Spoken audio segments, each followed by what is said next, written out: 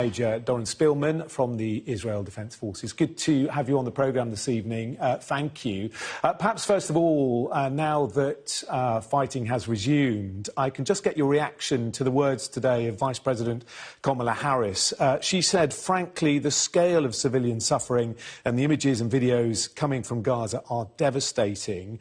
She said too many innocent Palestinians have been killed. Would you agree with that? Thank you for having me. I think it's important to hear everything that Kamala Harris and also Secretary Blinken said. They both also explained that the situation in Gaza cannot continue with Hamas ruling Gaza.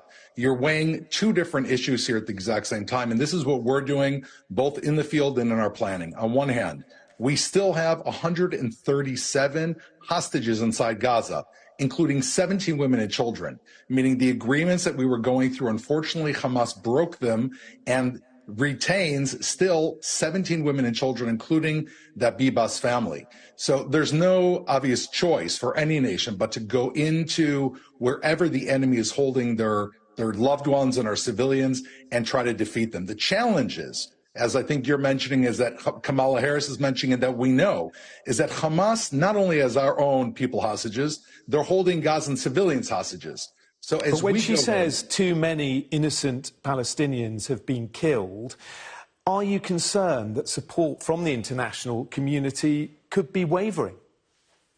I'm concerned about the death of any civilian. I don't need, the IDF doesn't need the international community to be concerned. We're concerned. Meaning we're concerned about Israeli civilians, which have suffered enormously, have no homes to return to. And we also see the Gazan civilians.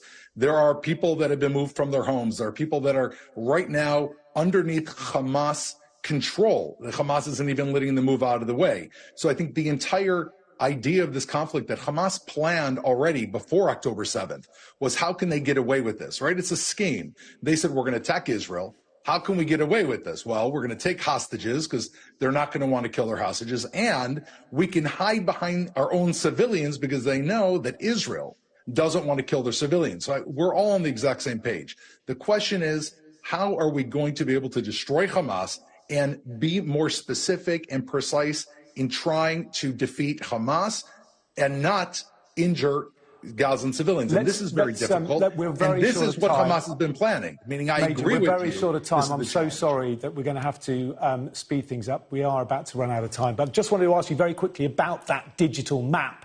You're telling people where is going to be targeted next. People don't have power to power up their mobile phones. They haven't got Wi-Fi.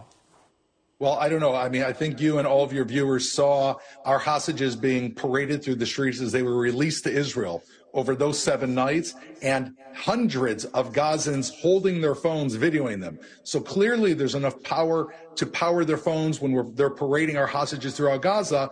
Now that same power to their phones will be to get the maps, download the maps, look at the flyers, and don't forget, we're not only Major Spielman, I'm so sorry. We are out of time, but we appreciate your comments this evening.